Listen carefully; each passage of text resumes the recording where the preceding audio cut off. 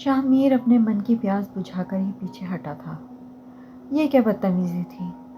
میرا اپنی اکھڑی ہوئی سانسوں سے تیز ہوتی دھڑکنوں کو کنٹرول کرنے کی بیکار کوشش کرتے ہوئے بولی، شاہ میر، میری جان، اسے کس کہتے ہیں؟ بدتمیزی نہیں، لگتا ہے تم نے پڑھائی ٹھیک سے نہیں کی۔ وہ شرارتی ہنسی ہنسا تھا۔ میرا، آپ بہت گندے ہیں۔ شاہ میر، کس کرنا کوئی گندی بات ہے؟ بے وقوف لڑکی، بیوی ہو تم میری، اور کس کرنے کی اتھارٹی ہے میرے پاس۔ ہنسے نہیں اور جائیں یہاں سے۔ امی رات میں 1-2 بار میرے روم میں ضرور آتی ہیں، اور اگر انہوں نے آپ کو یہاں دیکھ لیا تو وہ مجھے بہت ڈانٹیں گی۔ اب تم نے امی کی ڈانٹ کا کہا ہے تو مجھے ڈر لگ رہا ہے، کیونکہ وہ صرف تمہاری نہیں، میری بھی امی ہے۔ ٹھیک ہے، جا رہا ہوں، مگر جلدی جلدی اپنی پڑھائی ختم کرو، مجھ سے اب اپنی بیوی کے بغیر نہیں رہا جاتا۔ اور جاتے ہوئے نیچے جھک کر ایک بار پھر اس کے لبوں پر اپنا لب رکھ کے زور کی کس کی تھی، اور آنکھ مارتا ہوا پیچھے ہٹا تھا۔ میرا نے غصے سے تکیہ اس کی طرف پھینکا، جس کو شاہ میر نے بڑی مہارت سے کیچ کر کے ہنستے ہوئے میرا کی طرف پھینکا۔ آئی لو یو وائف۔ اور جاتے ہوئے نیچے جھک کر ایک بار پھر اس کے لبوں پر اپنا لب رکھ کے زور کی کس کی تھی، اور آنکھ مارتا ہوا پیچھے ہٹا تھا۔ میرا نے غصے سے تکیہ اس کی طرف پھینکا، جس کو شاہ میر نے بڑی مہارت سے کیچ کر کے ہنستے ہوئے میرا کی طرف پھینکا۔ میرا کھڑکی کے پاس آئی اور کھڑکی سے نیچے جھانک کر دیکھنے لگی کہ وہ چلا گیا ہے یا نہیں۔ وہ کھڑکی سے اتر کر صحن میں ہی کھڑا تھا۔ جیسے ہی میرا نے کھڑکی سے جھانکا، اس نے فلائنگ کس دیتے ہوئے میرا کو بائے بائے کہا۔ جب سے یہ لوگ اس سوسائٹی میں آئے تھے، جب سے لے کر اب تک، رومان شاہ کی ماں کی ایک ہی دوست اور بہن اور سہیلی تھی، کلثوم آنٹی۔ میرا، کلثوم آنٹی کی طبیعت بہت خراب ہے، ہو سکتا ہے مجھے ان کے ساتھ ہاسپٹل جانا پڑے، تو اگر تمہارا بھائی اٹھ جائے، اس کا ناشتہ بھی ذکیہ سے کہہ کر ریڈی کروا دینا۔ ذکیہ اس کے گھر کی ملازمہ کا نام تھا، جو کچن کا کام کرتی تھی۔ اپنی ماں کی بات سن کر میرا نے ہاں میں سر کو ہلاتے ہوئے جی امی جان کہا تھا۔ رومان شاہ نہا کر واش روم سے باہر آیا تو گیلا ٹاول سوئی ہوئی میرب کے منہ پر پھینکا۔ گڈ مارننگ مہارانی صاحبہ، گستاخی معاف، میں نے اگر آپ کی نیند میں خلل ڈالا ہو تو۔ رومان شاہ اپنی دونوں ہاتھ سینے پر باندھے ہوئے میرب کے سامنے کھڑا تھا۔ آج اس نے اسپیشل طور پر چھٹی کی تھی، صرف میرب کو ٹارچر کرنے کے لیے۔ اب وہ میرب کو صبح کی پہلی ڈوز دے رہا تھا۔ میرب، شاہ سوئے ہوئے انسان کو کوئی اس طرح سے جگاتا ہے؟ رومان شاہ، گستاخی معاف مہارانی جی، آپ حکم کیجیے، آپ کو کس طرح سے اٹھانا پسند ہے؟ میرب، شاہ کیا آپ رات کو تیاری کر کے سوتے ہیں کہ صبح اٹھتے ہی آپ مجھ پر کچھ طنز کریں گے؟ رومان شاہ، نہیں، تمہاری ہی ایسی شکل ہے، مجھے اٹھتے ہی نئے نئے آئیڈیاز میرے دماغ میں آنا شروع ہو جاتے ہیں، اور اب تم یہ انسپیکٹر بن کر مجھ سے سوال کرنا بند کرو، اور 1 منٹ سے پہلے اپنی شکل دھو کر آؤ اور مجھے ناشتہ بنا کر دو۔ شاہ، مجھے ناشتہ بنانا نہیں آتا، میں بہت جلد امی جان سے سیکھ لوں گی اور پھر آپ کو بنا دیا کروں گی۔ پہلی بات تو یہ کہ بنایا ہوں، مجھے بنانے کی ضرورت نہیں ہے، تمہیں ناشتہ بنا کر مجھے دینا ہے، اور دوسری بات یہ کہ پھوڑ لڑکی تمہیں کوئی کام آتا بھی ہے، اور مجھے مجھے تمہاری کوئی بکواس نہیں سننی۔ 1 منٹ سے پہلے کچن میں جاؤ اور میرے لیے ناشتہ بناؤ۔ میرب کے ہاتھ میں بہت تکلیف ہو رہی تھی، کیونکہ رومان شاہ نے کل اس کا ہاتھ بہت زور سے دبایا تھا، جس کی وجہ سے اس کے زخم تازہ ہو گئے تھے۔ میرب تیار ہو کے جب روم سے باہر نکلی اور ڈائننگ ٹیبل کے پاس آئی تو میرا نے بہت خوش دلی سے اس کا ویلکم کیا۔ ہائے بھابھی، آئیے بیٹھے، میں آپ کا ناشتہ بنوا دیتی ہوں۔ ذکیہ باجی ادھر آؤ، بھائی اور بھابھی کا ناشتہ بنا دو۔ میرا بیٹا، اگر آپ کو ناشتہ کرنا ہے تو آپ بھی یہیں بیٹھ جائیں، آج ناشتہ آپ کی بھابھی بنائیں گی۔ نہیں بھائی، میں تو ناشتہ کر چکی ہوں، مگر بھابھی ناشتہ کیوں بنائیں گی؟ ابھی شادی کو دن ہی کتنے ہوئے ہیں؟ کیونکہ میرا دل کر رہا ہے آپ کی پیاری بھابھی کے ہاتھ کا ناشتہ کھانے کے لیے، تو اس لیے ناشتہ آج آپ کی بھابھی بنائیں گی۔ رومان شاہ میرا کے سامنے بہت سویٹ بن رہا تھا، جیسے وہ بہت تڑپ رہا ہو اپنی بیوی کے ہاتھ کا ناشتہ کھانے کے لیے۔ میرب کے ہاتھوں میں درد ہو رہا تھا اور وہ بتانا چاہتی تھی، مگر رومان شاہ کے ڈر سے وہ چپ چاپ کچن میں چلتی ہوئی چلی گئی۔ میرب کو کچھ سمجھ نہیں آ رہا تھا وہ کہ ناشتے میں کیا بنائے اور کیسے بنائے۔ میرب نے فریج کھولا تو اس میں انڈے، ڈبل روٹی اور فروٹس رکھے ہوئے تھے۔ میرب کچھ دیر کھڑی رہی، پھر اس نے فیصلہ کیا کہ وہ بریڈ سیک دیتی ہے اور چائے بنا کر ناشتہ دے دیتی ہے، کیونکہ میرب کو انڈا تک تو بنانا نہیں آتا تھا۔ اس کے لیے یہ سب نیا اور بہت مشکل تھا۔ رومانشا اچانک کچن میں آیا تھا۔ ہاں، کہاں ہے میرا ناشتہ؟ وہ اچانک ڈر کے پیچھے ہٹی تھی۔ یوٹیوب سے وہ انڈا بنانے کی ایزی ترکیب دیکھ رہی تھی۔ ماشاء اللہ، نکمی لڑکی کو انڈا بنانا بھی نہیں آتا۔ وہ بھی یوٹیوب سے پوچھ رہی کہ انڈا آسانی سے کیسے بنتا ہے۔ اتنا کرنا تو مجھے بھی آتا ہے، مجھ سے ہی پوچھ لیتی۔ وہ چیئر کھینچ کے بیٹھ گیا۔ چلو نکمی لڑکی، فریج کھولو اور 2 انڈے نکالو اور انہیں ایک باؤل میں توڑو۔ میرب 2 انڈے لے کر آئی اور اسے توڑنے کے لیے ادھر ادھر دیکھنے لگی۔ کیا ڈھونڈ رہی ہو اب؟ شاہ، انڈے توڑنے کے لیے نائف ڈھونڈ رہی ہوں۔ اس کی ضرورت نہیں ہے مس نکمی، انڈے کو باؤل کے ساتھ ٹھوکر لگا کر توڑ لو۔ میرب نے اس کی بات پر عمل کرتے ہوئے انڈوں کو توڑ ڈالا، جو باؤل میں تو نہیں گرا تھا مگر پورے فرش پر پھیل چکا تھا، اور میرب انڈے کا ایک سرا ہاتھ میں لیے ہوئے کھڑی تھی۔ کبھی شاہ کو دیکھ رہی تھی اور کبھی فرش پہ گرے ہوئے انڈے کو۔ ماشاء اللہ، واہ لڑکی، انڈا توڑنے کا کہا تھا، پھوڑنے کا نہیں۔ سوری شاہ، دوسرا انڈا توڑ لیتی ہوں۔ میرب نے بنا رومانشا کا جواب سنے جلدی سے شیلف سے دوسرا انڈا اٹھایا اور اس کا بھی وہی حشر کیا جو پہلے والے انڈے کا کیا تھا۔ ویری گڈ، شاباش، کیا زبردست کام کیا ہے تم نے۔ اور انڈا فریج سے لے کر آؤ، بلکہ ایسا کرو کہ باری باری لا کر یہیں پر پھوڑ دو، اور اس کے بعد اس کے اوپر نمک مرچ ڈال کے اچھی طرح حل کرنا اور اس کے اوپر پیٹرول ڈال کے آگ لگا دینا، اور پھر جب آملیٹ تیار ہو جائے تو یہیں بیٹھ کے کھا لینا، کیونکہ یہ جانوروں والا کھانا میں تو نہیں کھا سکتا، مگر ہاں تمہارے لیے بالکل پرفیکٹ رہے گا۔ میرب شرمندگی سے رونا شروع ہو گئی تھی۔ یہ کیا حال بنایا ہے میرے کچن کا، اور تم دونوں یہاں کیا کر رہے ہو؟ وہ دونوں ڈر کر چونک کے پیچھے دیکھنے لگے۔ رومانشا کی ماں کھڑی تھی اور وہ بہت غصے میں لال پیلی ہو رہی تھی۔ اپنے کچن کی ایسی خراب حالت دیکھ کر ان کا پارا ہائی ہو گیا تھا۔ وہ اپنا سر پکڑ کے کھڑی تھی۔ میں انڈا بنا رہی تھی تو وہ زمین پر گر گیا ہے۔ میرب نے جلدی بات کو کور کرنے کی کوشش کی۔ اور رومان، تم یہاں کیا کر رہے ہو؟ امی جان، میں اس کو انڈا بنانے کی ریسیپی بتا رہا تھا۔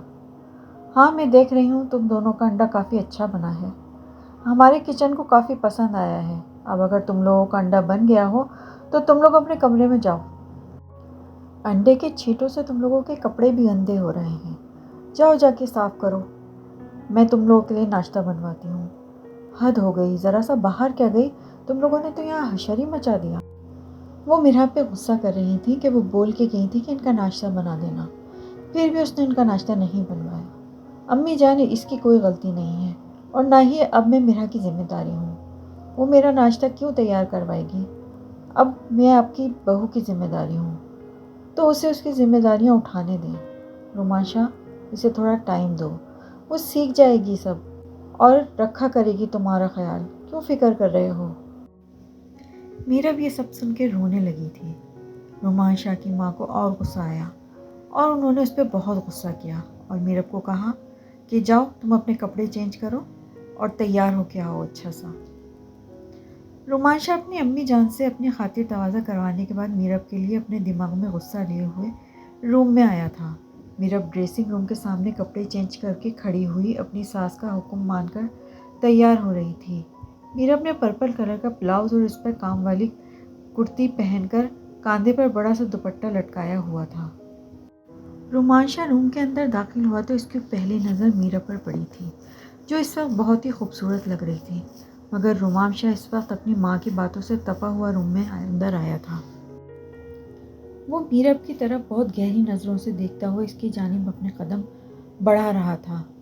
مجھے امی بلا رہی ہیں، وہ گھبرا کے روم کے دروازے کی طرف بھاگی۔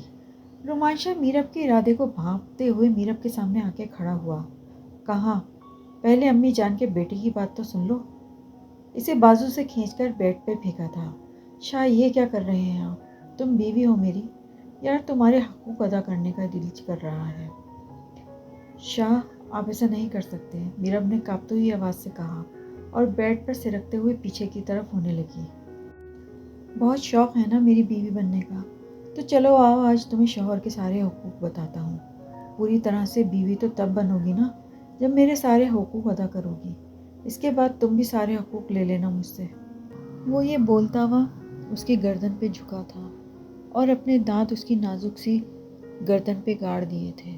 رومان شاہ کا ٹیسٹ اتنا خراب نہیں کہ وہ تمہارے منہ لگ کر تمہیں بہت سارا پیار کرے۔ اس سے دور ہو کر کھڑا ہو گیا تھا وہ ایک جھٹکے سے۔ یہ تو صرف تمہاری سزا کا ایک حصہ تھا، اور جب جب میں تمہارے نزدیک آؤں گا اسے میرا پیار نہیں بلکہ میری طرف سے اپنے لیے سزا سمجھنا۔ تم رومان شاہ کے پیار کی مستحق نہیں ہو۔ وہ جاتا جاتا میرب کے دل پر اپنے زہریلے تیر چھوڑ کر گیا تھا۔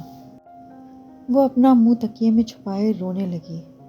رومان شاہ واش روم سے باہر آیا تو سائڈ پر آ کر آرام سے لیٹ گیا، جیسے اس نے کوئی دل دکھانے والی بات کی ہی نہ ہو۔ میرب تکیے میں چہرہ چھپائے ہوئے تھی، مگر پھر بھی اس کی ہلکی ہلکی سسکیاں رومان شاہ کے کانوں تک پہنچ رہی تھیں۔ مگر وہ دشمن جہاں بہت آرام سے آنکھیں بند کیے ہوئے لیٹا تھا۔ تھوڑی دیر خاموشی کے بعد روم کا دروازہ بجا تھا اور زکیہ کی آواز آئی، رومان بھائی اور میرا باجی، آپ دونوں کو بڑی بی بی جی بلا رہی ہیں ناشتے کی ٹیبل پر۔ آپ جائیں، ہم 5 منٹ میں آ رہے ہیں۔ رومان شاہ نے بیڈ پر لیٹے ہوئے ہی جواب دیا۔ چلو اٹھو، اگر تمہاری ماتم ختم ہو گیا ہے تو امی جان ناشتے پر بلا رہی ہیں۔ مجھے نہیں جانا۔ یہ ادائیں مجھے مت دکھاؤ، تم میری پسندیدہ بیوی نہیں ہو جو میں تمہارے نخرے اٹھاؤں گا۔ میرا میری ایک بات دھیان سے سن لو، تمہارے اور میرے درمیان کمرے کے اندر کیا چل رہا ہے اس کا اندازہ میری ماں کو کبھی نہیں ہونا چاہیے۔ اگر تمہاری وجہ سے میری ماں ذرا سی بھی پریشان ہوئی تو مجھ سے برا کوئی نہیں ہوگا، اس لیے یہ سارے تماشے روم کے اندر رکھنا، باہر جا کر بالکل نارمل بیہیو کرنا، جیسے ایک نارمل ہسبینڈ اور وائف رکھتے ہیں۔ وہ میرب کا جواب سنے بغیر روم سے باہر نکل گیا تھا۔ میرب نم آنکھوں کو صاف کرتے ہوئے نقلی مسکراہٹ اپنے چہرے پر سجا کر اس کے پیچھے پیچھے چل رہی تھی۔ جی جی بہن جی، میرب اور روحان آپ سے ضرور ملنے آئیں گے۔ رومان شاہ ٹیبل پر پہنچا تو اس کی ماں پہلے سے ہی میرب کی ماں سے بات کر رہی تھی۔ میرب کی ماں میرب کے آنے کا پوچھ رہی تھی اور رومان شاہ کی ماں وعدہ بھی کر چکی تھی کہ رومان اور میرب ملنے کے لیے ان کے گھر آئیں گے۔ حد ہے امی جان، آپ کہنے سے پہلے مجھ سے پوچھ تو لیا کریں۔ مجھے نہیں جانا، نہ ہی میں اس کو جانے دوں گا۔ کیوں نہیں جاؤ گے؟ مجھے نہیں جانا کیونکہ مجھے اس کے گھر جانا بالکل پسند نہیں ہے، اور اس کو میں اس لیے نہیں جانے دیتا کیونکہ اس کو بہت زیادہ عشق کا بخار چڑھا تھا۔ تو اب شادی ہو گئی ہے، ٹک کر بیٹھے اپنے گھر میں۔ رومان چپ کر جاؤ، ہر بات میں میرے ساتھ زبان درازی مت کیا کرو۔ اور تیر نشانے پر لگا تھا۔ رومان شاہ چپ کر کے ناشتہ کرنے لگا، بس بیچ بیچ میں میرب کو کھا جانے والی نظروں سے دیکھ رہا تھا، جیسے بیچاری میرب نے یہ ساری بات کی ہو۔ ہاں جی جناب، کیسا لگ رہا ہے ٹھیک ہو کر؟ بہت اچھا لگ رہا ہے، یہ سب تم دونوں کی مہربانی ہے کہ تم دونوں نے میری بدتمیزیاں بھی برداشت کی اور میرا ساتھ نہیں چھوڑا، ورنہ میں نے اپنی جو حالت کر لی تھی وہاں پر تو اپنے گھر والے بھی ساتھ چھوڑ جاتے ہیں۔ احمد رومان شاہ اور ڈاکٹر شاہزیب سے کہہ رہا تھا۔ آج احمد کا علاج مکمل ہو چکا تھا۔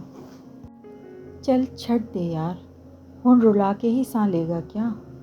چلو چھوڑ دو یار، اب کیا رلا کر سانس لوگے؟ رومان شاہ پنجابی میں اس سے یہ بول رہا تھا۔ رومان شاہ کی مادری زبان پنجابی تھی اور رومان شاہ اپنی زبان سے بہت محبت کرتا تھا، اس لیے اکثر جب وہ خوش ہوتا تھا تو اپنی پنجابی زبان میں جملے بول دیا کرتا تھا۔ حالانکہ احمد اور شاہزیب کا زبان پنجابی نہیں تھی۔ شاہزیب پٹھان تھا تو اس کی زبان پشتو تھی، احمد مہاجر تھا تو اس کی زبان اردو اسپیک تھی، مگر تینوں بچپن کے دوست تھے تو اس لیے ایک دوسرے کی تھوڑی بہت زیادہ زبان سمجھ لیتے تھے۔ پلان کے مطابق آج دوپہر کو یہ تینوں اکٹھے ہوئے اور خوب جشن کا ماحول بنا کر ان لوگوں نے انجوائے کیا۔ بہت ساری گپیں لڑانے کے بعد اب وہ بچپن کی باتیں یاد کر کے ہنس رہے تھے کہ رومان شاہ کے موبائل پہ اس کی ماں کا فون آیا۔ السلام علیکم امی جان، رومان شاہ تم کب آؤ گے گھر؟ امی جان، میں نے آپ کو بتایا تو تھا میرا احمد اور شاہزیب کے ساتھ آؤٹنگ کا پروگرام ہے۔ شاہزیب تمہارے ساتھ ہے؟ جی امی جان، خیریت؟ آپ کی طبیعت تو ٹھیک ہے؟ ہاں میری بالکل طبیعت ٹھیک ہے۔ تم نے مرحا کے نکاح کے بارے میں شاہزیب کو نہیں بتایا تھا کیا؟ امی جان، پہلی بات تو یہ ہے کہ یہ بات کسی کو بتانے ضروری میں سمجھتا نہیں ہوں۔ دوسری بات یہ کہ نکاح کا شاہزیب کو پتہ ہے۔ اب آپ بتائیں ہوا کیا ہے؟ شاہزیب کے گھر والے مرحا کا رشتہ لینے کے لیے آئے ہوئے ہیں۔ شاہزیب کے لیے؟ کیا؟ رومان شاہ نے حیرانی سے کہا۔ یہی تو میں تم سے پوچھنا چاہتی ہوں کہ کیا تمہیں اس بارے میں نہیں پتہ؟ نہیں امی جان، مجھے اس بارے میں کچھ نہیں پتہ، اگر پتہ ہوتا تو میں آپ کو ضرور بتاتا۔ آپ فون بند کریں، میں ذرا شاہزیب سے بات کر کے آپ کو بتاتا ہوں۔ وہ فون بند کر کے آیا تو اس کے تیور بدلے ہوئے تھے۔ شاہزیب اور احمد اس سے مذاق کرنے لگے ہیں۔ لگتا ہے بھابھی کا فون تھا اور وہ تمہیں شاپنگ کے لیے تنگ کر رہی ہیں۔ شاہزیب، تمہارے گھر والے میرے گھر پر میری بہن کا رشتہ مانگنے گئے ہوئے ہیں، اس بات کا تمہیں پتہ تھا؟ رومان شاہ نے کافی سرد لہجے میں پوچھا۔ یار آرام سے بات کرو، کیا ہو گیا ہے؟ احمد رومان شاہ کی سخت اور غصے والے انداز کو دیکھ کر گھبرا کر کھڑا ہو گیا تھا۔ رومان شاہ: بتاؤ شاہزیب، میری بات کا جواب دو، تمہیں پتہ تھا؟ شاہزیب: ہاں پتہ تھا۔ رومان شاہ: تمہیں میرا کے نکاح کے بارے میں پتہ تھا نا، پھر تم نے رشتہ بھجوانے کی ہمت کیسے کی؟ شاہزیب: یار تم نے خود ہی تو کہا تھا کہ تم بہت جلد میرا کو اس رشتے سے آزاد کرا دو گے۔ رومان شاہ: اپنی زبان سے میری بہن کا نام مت لینا، میں تمہیں ہمیشہ اپنا دوست سمجھتا رہا اور تم میرے ہی گھر پر کھاد لگائے ہوئے تھے۔ شاہزیب: رومان شاہ عقل کے ناخن لو، میں نے تمہارے گھر ایک عزت دار آدمی کی طرح رشتہ بھیجا ہے، میں نے ایسی کوئی حرکت نہیں کی جس کی وجہ سے تم مجھے یوں ذلیل کرو۔ یار میرے خیال سے کوئی بہت بڑی مس انڈرسٹینڈنگ ہوئی ہے، تم دونوں بیٹھ کر آرام سے بات کرو۔ دونوں کو تلخ کلامی کرتے ہوئے احمد بیچ میں کودا۔ مجھے اس کے ساتھ کوئی بات نہیں کرنی، رومان شاہ نے دو ٹوک جواب دیا۔ کیوں، میں نے ایسا کیا کیا جو تم مجھ سے بات کرنا نہیں چاہتے؟ تم نے اپنی عمر دیکھی ہے، میری عمر کے ہو تم، اور تم میری بہن سے شادی کی خواہش رکھتے ہو، شرم آنی چاہیے۔ کہاں لکھا ہے کہ ایج ڈفرینس ہو تو شادی نہیں ہو سکتی یا رشتہ نہیں بھجوایا جا سکتا؟ رومان شاہ اتنے پڑھے لکھے ہو، کیسی جاہلوں والی باتیں کر رہے ہو؟ اور جس سے نکاح کے بارے میں تم اس وقت بات کر رہے ہو، ASP کی ایج تو مجھ سے بھی زیادہ ہے، تو جب اس کے لیے یہ نکاح جائز ہے تو میرے ساتھ کیوں نہیں؟ میں نے اس کمینے کے ساتھ بھی اپنی بہن کا کوئی نکاح نہیں کیا تھا، وہ میری مجبوری تھی، اور آج امی جان کا حکم ہے کہ میرا کو اس کے ساتھ رخصت کیا جائے، اور میں اپنی ماں کا حکم کبھی بھی نہیں ٹال سکتا، اور اس کمینے کو بہنوئی کی صورت میں مجھے قبول کرنا میری مجبوری ہے۔ رومان شاہ کے اس جملے سے شاہزیب کے اندر کچھ ٹوٹا تھا، شاہزیب کا دل ٹوٹ گیا تھا، اور وہ لمبے لمبے قدم اٹھاتا اپنی گاڑی کی طرف چلا گیا۔ احمد بیچارہ تو آوازیں دیتا رہ گیا، مگر اس نے پیچھے پلٹ کر بھی نہیں دیکھا۔ شاہ میر کا بہت دل کر رہا تھا اپنی بہن سے بات کرنے کے لیے، تو اس نے میرب کا نمبر ڈائل کر دیا۔ السلام علیکم بھائی، کیسے ہیں آپ؟ شاہ میر: میں تو بالکل ٹھیک ہوں، تم سناؤ بچے، تمہارا کیا حال ہے؟ میں ٹھیک ہوں بھائی۔ بھائی میں آپ کو بہت یاد کرتی ہوں، پھر ملنے کیوں نہیں آتی؟ بھائی شاہ بہت مصروف رہتے ہیں۔ مصروف رہتا ہے یا اس گھٹیا کی نیت ہی صحیح نہیں ہے؟ بھائی جان پلیز اس طرح سے مت بولیں، مجھے اچھا نہیں لگتا۔ چلو جی سوری آپ کے شوہر محترم کو غلط بولنے کے لیے، وہ میرب سے مذاق کر رہا تھا۔ میں تمہیں لینے آؤں گا، تم سے ملنے کو بہت دل کر رہا ہے۔ نہیں بھائی، گھر میں مہمان آئے ہوئے ہیں۔ خیریت، کون مہمان آئے ہوئے ہیں؟ بھائی وہ مرحا کا رشتہ لینے کے لیے آئے ہیں۔ کیا؟ کس کا رشتہ لینے آئے ہیں؟ میرب نے اپنی زبان دانتوں تلے دبائی، اس کے منہ سے جلدی میں نکل گیا تھا کہ مرحا کا رشتہ لینے کے لیے آئے ہوئے ہیں، مگر بعد میں اسے یاد آیا کہ مرحا کا نکاح تو اس کے بھائی سے ہوا ہے، مگر اب پچھتانے کا کوئی فائدہ نہیں تھا، بات شاہ میر کے کانوں تک پہنچ چکی تھی۔ کون ہے وہ؟ کون آیا ہے مرحا کا رشتہ لے کے؟ جواب دو میرب، میں تم سے کچھ پوچھ رہا ہوں۔ وہ بھائی کوئی ڈاکٹر شاہزیب کے امی ابو آئے ہیں جو مرحا کا رشتہ لینے آئے ہیں۔ اور مرحا کدھر ہے؟ بھائی وہ کالج گئی ہے۔ ٹھیک ہے، میں تم سے بعد میں بات کرتا ہوں، لیکن بھائی آپ تو کہہ رہے تھے کہ آپ کا بہت دل چاہ رہا ہے مجھ سے بات کرنے کا، کیونکہ تم نے مجھے اتنی اچھی نیوز سنائی ہے، اس کے بعد میرے پاس باتیں کرنے کے لیے کچھ بھی نہیں ہے۔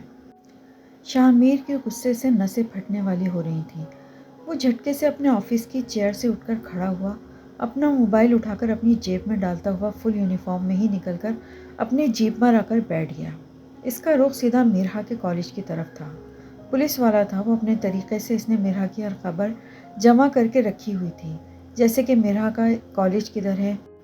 رومان شاہ ہی مرحا کو پک اینڈ ڈراپ کرنے آتا تھا، یہ بات بھی وہ اچھی طرح جانتا تھا، مگر آج اسے کسی کا بھی ڈر نہیں تھا، اسے ہر حال میں اپنی بیوی سے ملنا تھا، مگر آج بھی اس نے کوئی غیر قانونی طریقہ نہیں اپنایا تھا۔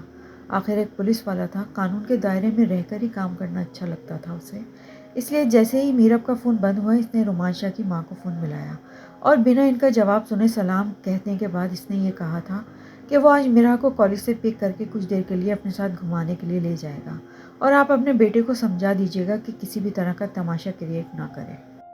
میرا بیوی ہے میری، اسے ساتھ لے جا کے شاپنگ کروانے کا تو حق رکھتا ہوں۔ اس کا لہجہ دیکھ کر رومان شاہ کی ماں کو اندازہ ہو گیا تھا کہ اس کے کانوں تک میرا کے رشتے والی بات پہنچ چکی ہے۔ سمجھدار عورت تھیں، اس لیے انہوں نے میرا کے جانے کے لیے حامی بھر دی تھی۔ ویسے بھی ان کے دل کو یہ اطمینان تھا کہ میرا اس کی بیوی ہے، اس کے نکاح میں ہے، تو کسی بھی طرح سے میرا کا اس کے ساتھ جانا غلط نہیں ہے۔ میرا اپنا آخری لیکچر لینے کے بعد کچھ دیر کے لیے آرام کی غرض سے باہر بنی ہوئی بینچز پر بیٹھی آرام سے سینڈوچ کھا رہی تھی اور ساتھ میں جوس کے چھوٹے چھوٹے سپ لے رہی تھی۔ اسے کسی لڑکی نے آ کر بتایا کہ پرنسپل آفس میں سے بلا رہی ہیں، اسے کوئی لینے آیا ہے۔ بھائی اتنی جلدی لینے آ گئے؟ ابھی تو ٹائم بھی نہیں ہوا۔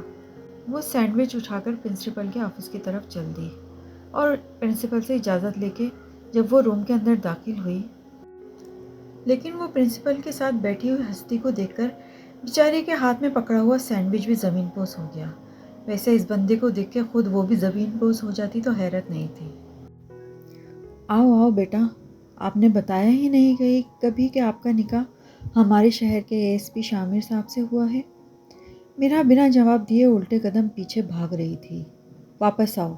میرا کا ایک پاؤں دروازے کے اندر تھا اور ایک باہر، جب شامر کی روبدار آواز اس کے کانوں میں آئی۔ جاتے جاتے میرا ایک دم وہیں کے وہیں اسٹل ہو گئی۔ ٹھیک ہے سر، ہمیں اجازت دیجیے۔ شامر نے کھڑے ہو کر پروفیسر سے ہاتھ ملاتے ہوئے جانے کی اجازت طلب کی تھی۔ رومان شاہ تک میرا پیغام پہنچ چکا ہوگا، وہ میرا کو لینے نہیں آئے گا، اس لیے آپ پریشان نہ ہوں۔ مگر سر آپ ایک بار میری رومان شاہ سے بات کرا دیتے تو اچھا ہوتا۔ پرنسپل کی دھیمی سی آواز نکلی۔ ایک منٹ رکیے، میں آپ کی ان کی والدہ سے بات کروا دیتا ہوں۔ شامر نے رومان شاہ کی ماں سے بات کروائی تو اس کے کہنے پر پرنسپل نے بیچارہ چپ تو ہو گیا، مگر ڈرا ہوا وہ ابھی بھی تھا۔ ہم کہاں جا رہے ہیں؟ بھائی کو پتہ چلا تو وہ بہت ناراض ہوں گے۔ میرا کا ہاتھ پکڑتے ہوئے بنا جواب دیے شامر آفس سے باہر آیا اور اپنی آنکھوں پر سن گلاسز لگاتے ہوئے انگلی کے اشارے سے میرا کو چپ رہنے کو کہا۔ آپ سمجھ نہیں رہے، بھائی بہت ناراض ہوں گے۔ میرا کا رونا شروع ہو گیا تھا۔ تمہاری امی جان کو بتا چکا ہوں، میں تمہیں کالج سے پک کر کے اپنے ساتھ لے جاؤں گا، وہ تمہارے بھائی کو بتا دیں گی، اور اب اپنی زبان بند رکھنا، میرا دماغ اس وقت بہت خراب ہوا ہے۔ میرا میں نہیں چاہتا کہ میں یہاں کسی بھی قسم کا تماشا کریٹ کروں، مگر اب میں نے کیا کیا ہے، سب بتاؤں گا اور بہت اچھی طرح سے بتاؤں گا۔ آج کے بعد تم کچھ بھی نہیں بولو گی، چپ چاپ گاڑی میں بیٹھو۔ نہیں، میں نہیں بیٹھوں گی۔ میرا ضبط مت آزماؤ، میں تمہیں اٹھا کر گاڑی میں بٹھا دوں گا۔ وہ ایک دم گھبرا کر فوراً گاڑی میں بیٹھ گئی تھی۔ وہ بہت زیادہ رو رہی تھی۔ شامر نے ڈیش بورڈ سے ٹیشو باکس اٹھا کر اس میں سے 3-4 ٹیشو نکالے اور اس کی طرف بڑھائے۔ میرا نے غصے سے شامر کی طرف دیکھا اور کہا کہ کیا کروں میں اس کا؟ ان پر آئل لگاؤ، اس کا پراٹھا بناؤ، اس کے بعد آملیٹ سے کھا لینا۔ بے وقوف لڑکی، ٹیشوز کا کیا کیا جاتا ہے؟ اپنے آنسو صاف کرو، کوئی دیکھے گا تو کیا کہے گا کہ پتہ نہیں کیوں اس لڑکی پہ کوئی ظلم کر رہا ہوں میں۔ ہاں تو ظالم تو ہیں آپ، مجھ پر ظلم کر رہے ہیں، جس کی وجہ سے میں رو رہی ہوں۔ گڈ، ویری گڈ، اچھا کیا تم نے بتا دیا کہ میں ظالم ہوں اور میں تم پر ظلم کر رہا ہوں۔ اب ہم ذرا فارم ہاؤس تو پہنچیں، پھر میں تمہیں بتاتا ہوں کہ میں کتنا ظالم ہوں اور میں کتنا ظلم کر سکتا ہوں۔ غصے سے شامر نے اس کے ہاتھ میں سے ٹیشو تھمائے اور گاڑی کی رفتار بڑھا دی تھی۔ 15 منٹ کے سفر کے بعد گاڑی ایک خوبصورت فارم ہاؤس پر جا کر رکی۔ فارم ہاؤس بہت خوبصورت بنایا گیا تھا، چاروں طرف سبزہ ہی سبزہ تھا۔ فارم ہاؤس کو دیکھ کر نظر آتا تھا کہ بنانے والے نے اس کو بڑی محبت اور لگن سے بنایا ہے۔ فارم ہاؤس بہت خوبصورت تھا۔ شامر میرا کا ہاتھ پکڑ کر جیسے ہی فارم ہاؤس کے اندر داخل ہوا تو فارم ہاؤس کے سارے نوکر جلدی سے سر جھکائے ہوئے شامر کی جانب بڑھے تھے۔ 15 منٹ کے سفر کے بعد گاڑی ایک خوبصورت فارم ہاؤس پر جا کر رکی۔ فارم ہاؤس بہت خوبصورت بنایا گیا تھا، چاروں طرف سبزہ ہی سبزہ تھا۔ فارم ہاؤس کو دیکھ کر نظر آتا تھا کہ بنانے والے نے اس کو بڑی محبت اور لگن سے بنایا ہے۔ فارم ہاؤس بہت خوبصورت تھا۔ شامر میرا کا ہاتھ پکڑ کر جیسے ہی فارم ہاؤس کے اندر داخل ہوا تو فارم ہاؤس کے سارے نوکر جلدی سے سر جھکائے ہوئے شامر کی جانب بڑھے تھے۔ شامر نے ہاتھ اٹھا کے ان سب کو روک دیا اور میرا کا ہاتھ پکڑ کے فارم ہاؤس کے اندر چلا گیا۔ शाहमीर के तेवर देख के मिरहा का डर के मारे बुरा हाल था। मिरहा के हाथों की हथेलियों में पसीना आया हुआ था। दिल धक धक कर रहा था। शाहमीर इसे लेके सामने वाले कमरे में दाखिल हुआ। रूम के अंदर आते ही उसने मिरहा का हाथ छोड़कर रूम का दरवाज़ा लॉक कर दिया था। प्लीज़ आप मुझे जाने दें, मुझे आपसे डर लग रहा है। आप क्या करने वाले हैं? शाहमीर के कदम अपनी तरफ बढ़ते हुए देखकर वो रोते हुए शाहमीर से पीछे की तरफ कदम उठा रही थी। आज के बाद तुम्हें मुझसे डर नहीं लगेगा। मुझे बताओ कि तुम्हारी जुर्रत कैसे हुई किसी और के साथ रिश्ता जोड़ने की? क्या कह रहे हैं आप? मुझे कुछ समझ नहीं आ रही। पहले तुम मुझे आप कहना बंद करो। उसने उसे कमर से पकड़कर अपने करीब किया। शाहमीर कहा करो मुझे। आप इतने बड़े हैं, मैं आपका नाम कैसे ले सकती हूँ? मुझे शर्म आती है। वो होंठ काटते हुए रोती हुई बोली। मिरहा, जाने दे, मुझे आपसे डर लगता है। शाहमीर, जब किसी और से रिश्ता जोड़ने लगी थी तब डर नहीं लगा था? मिरहा, मैं किसी से रिश्ता नहीं जोड़ने लगी थी। मुझे नहीं समझ आ रहा कि आप क्या कह रहे हैं। तुम्हारे घर पे तुम्हारे भाईजान डॉक्टर शाहजेब का रिश्ता आया है। क्या ये बात तुम्हें नहीं मालूम थी? शाहमीर ने गुस्से से एक एक लफ्ज़ को चबाकर बोला। मिरहा की कमर पर इतनी ज़ोर से हाथ रखा हुआ था कि इसकी रीढ़ की हड्डी में सरसराहट और दर्द शुरू हो गई थी।